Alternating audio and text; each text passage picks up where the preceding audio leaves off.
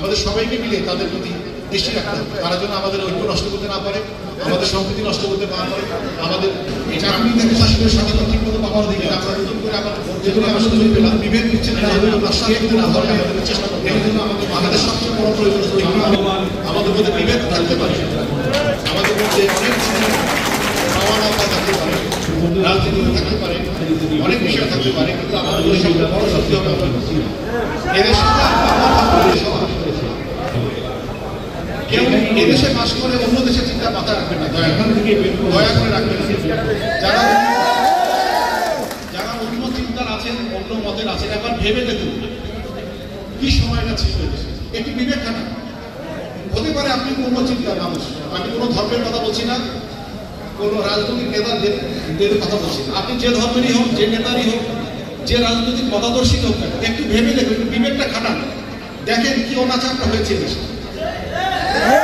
আমি প্রথমে বলেছি অনাচারের বিরাট অংশের জন্য দায়ভার পুলিশ, এটা অস্বীকার করা যায় না, কিন্তু আমরা সেই দায়ভার বেরিয়ে এই পুলিশ আপনাদের কাছে নতুন করে উপস্থাপিত হতে চাই, আমরা আপনাদের সত্যি সত্যি পাশে দাঁড়াতে চাই, আপনাদের যে প্রত্যাশা সেটা আমরা পূরণ করতে চাই, এবং পূরণ করতে যে সমস্ত সমস্যা আছে সেগুলো আমি আপনাদেরকে জানাতে চাই।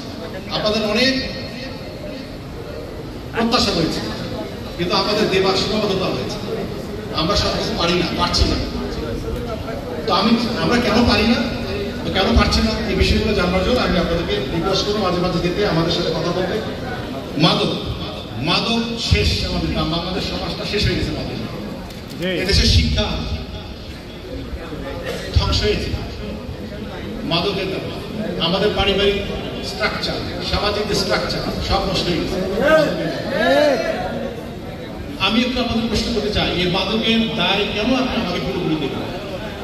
মাদক কোথা থেকে আসে? এদেশে কোনো মাদক তৈরি হয়, মাদক বাইরে থেকে আসে। তারা আমাদের দেশে অনেক ভালো জিনিস পাঠায় না, কিন্তু মাদক পাঠায়। যারা মাদক ঠেকানোর দায়িত্বে রয়েছে তাদের মধ্যে চাপ সৃষ্টি করে।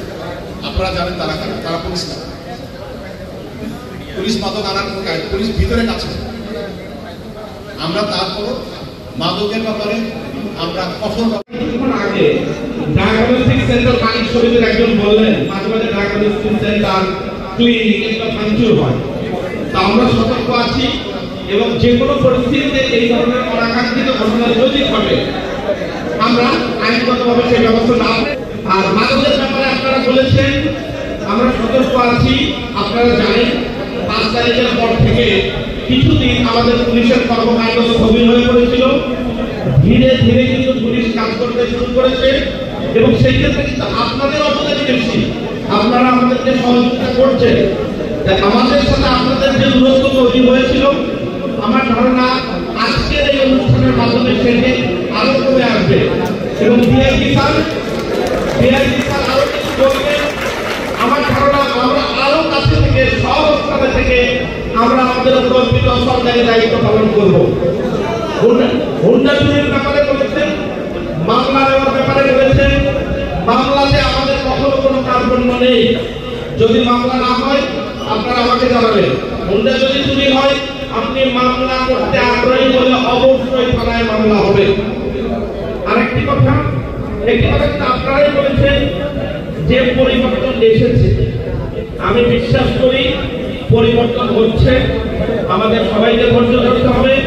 আমরা একটা পরিবর্তিত পরিস্থিতিতে আছি, আমরা আইন শৃঙ্খলা বাহিনীর সদস্যরা এবং আপনারা আমরা যদি পারস্পরিক সহযোগিতা করি তাহলে আজকের এই অবস্থা পরিবর্তন ঘটবে এবং বাংলাদেশকে আমরা একটা সুষ্ঠু গণতান্ত্রিক প্রক্রিয়ায় হস্তান্তর